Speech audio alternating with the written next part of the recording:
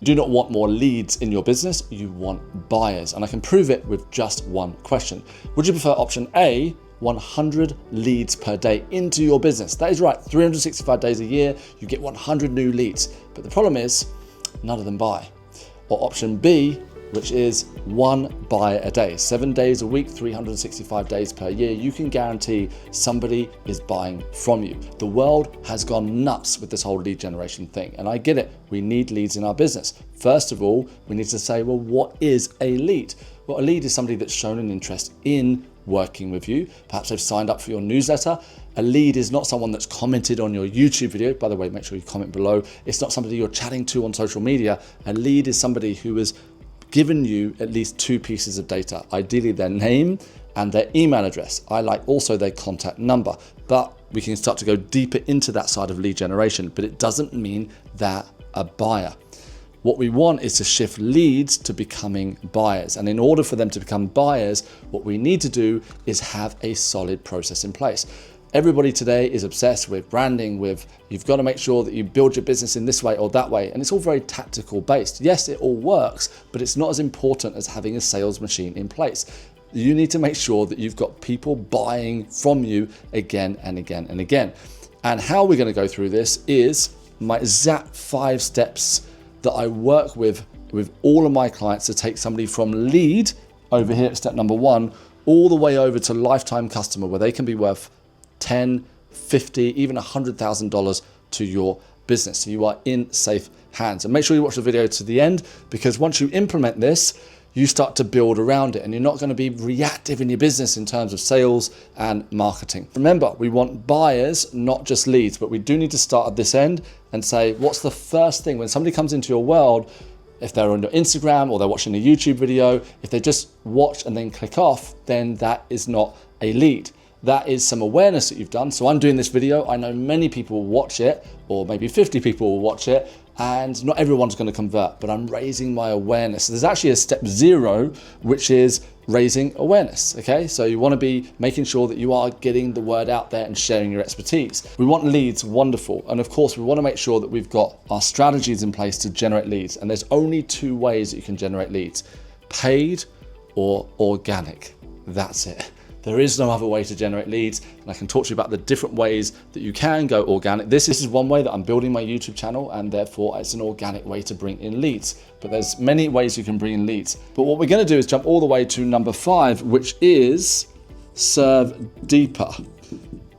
And that means that not only are they a client, you're now offering to help them on a deeper level for a lifetime. And this is where you get clients for 2 years, 3 years, 5 years plus. I have about 5 or 6 clients that have worked with me for over 5 years, and I work with them on a consulting level, and that always means that I've got revenue going through my business. And it's great because I've built this amazing relationship with them. As long as I'm evolving, I can continue to serve them.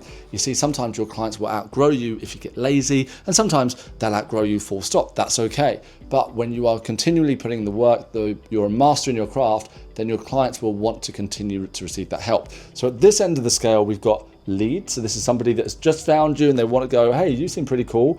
Let me opt in to what you've got for me. Then at the other end of the scale, we're going to help them for a lifetime. Where things get lost in translation is the most important steps. Number 2 is nurture, because we want to transform a lead into a buyer. And I'm going to come back to this point here because this will be the most important point for this video.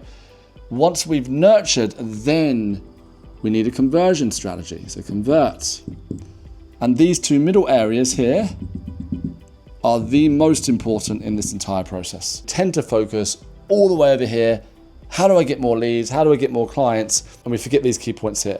And then number 4 is deliver. And then once you've worked with them on their transformation, maybe they've worked with you for 6 to 12 months, and then you make the offer to serve deeper, to truly continue that transformation. I feel like there's so much more in each of these points, but very quickly for now, my question for you, do you have a process in place and an ecosystem? I call this an ecosystem around what you sell. Because if I take this pen, for example, I'm not going to say this pen, but if I take this pen, not only do I just want to sell the pen, I need to create an entire sales ecosystem around the pen Do I need a stationary shop where people can come to and they can buy this pen? Am I going to sell it online? What's the process if somebody's going to buy online? How do I generate leads? Am I going to run paid ads for this pen? Or am I going to do organic marketing? Maybe I'll do a combination of both. But this is where we go wrong. Generally, we create products, we offer services, and we go for it reactively. We don't build any kind of ecosystem, and therefore we burn it all down. I call it the entrepreneur 3-month burnout.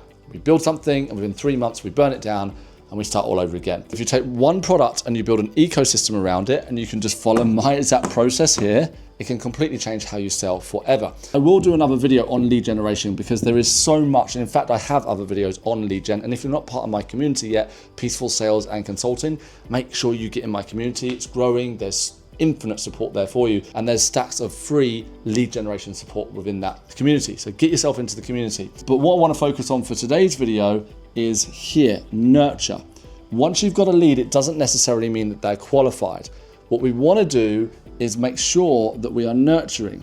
Now, the most simple way that we can nurture is create a dialogue. I see it in the online world again and again and again, where all of these coaches, they rave about these 6-figure launches and they say, I just built a product, I ran a 5-day challenge and everybody bought and I made hundreds of thousands of dollars. That can happen, but to how many people? I'm a numbers guy.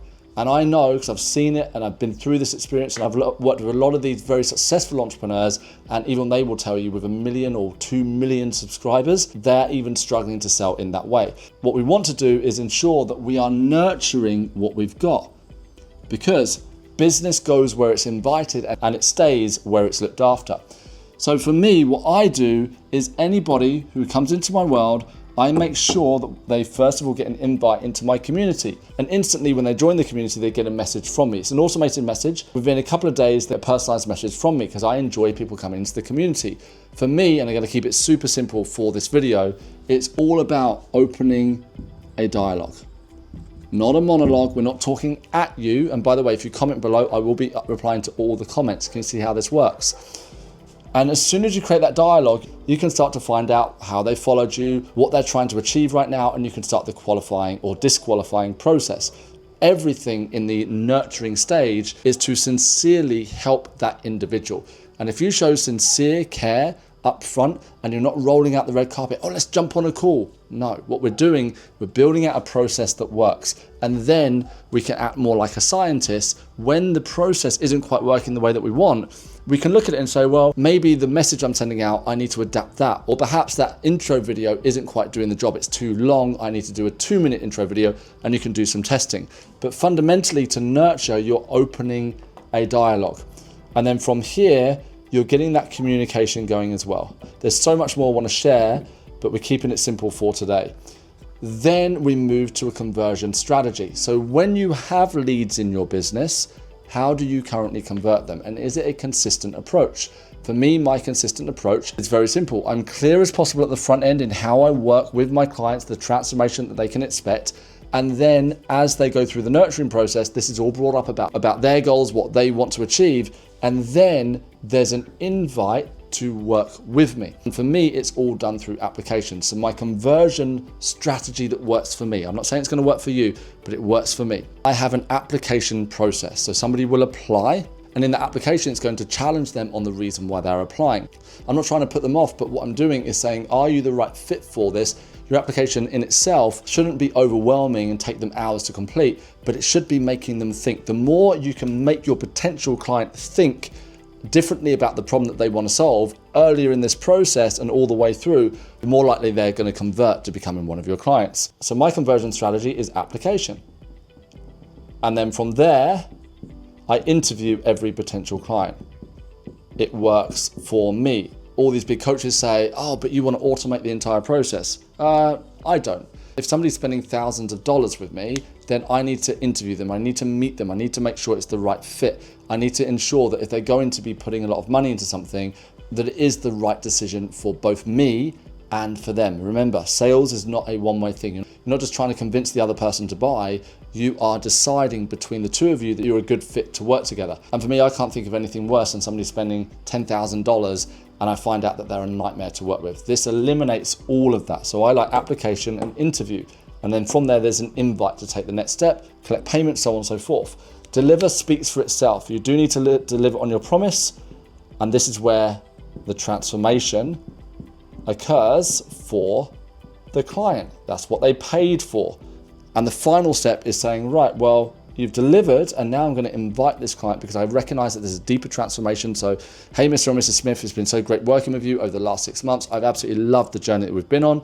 By the way, I've been thinking about you recently, and I realized that there's some deeper work that we can do. It's entirely up to you if you say yes or you say no. However, if you are wanting to move forward, let's sit down and have a chat about what we're going to do for next year to continue on your journey. Can you hear that language? That's word for word how I communicate with my clients. I do it via voice notes, I do it on calls, even just on video, and I send out the videos to all my clients. They're used to me communicating that way, so it works. It means I don't need stacks and stacks of leads. Yes, leads are great, but we want buyers. So to summarize the whole thing, step number 1, you need leads, but most importantly, you want to be nurturing the leads that you've got. So opening a dialogue as quickly as possible, good communication. Then when the time is right, have a conversion strategy in place. Remember, business goes where it's invited, it stays where it's looked after. If you don't invite anybody to work with you, then how in the world can they actually work with you? Nobody wakes up in the morning and says, I want to work with you today. You have to invite, and you don't have to do it in a salesy way. You probably couldn't be salesy if you tried, but you do need to invite. I do it through application interview, then you convert, you deliver. This is your magic, this is what you're best at. And then once you get to the end of that transformation, you offer, if you feel it's the right thing to do, you offer to continue on their journey. That is today's video. Please make sure you comment below with your biggest aha moment and breakthrough, and I will see you in the next one.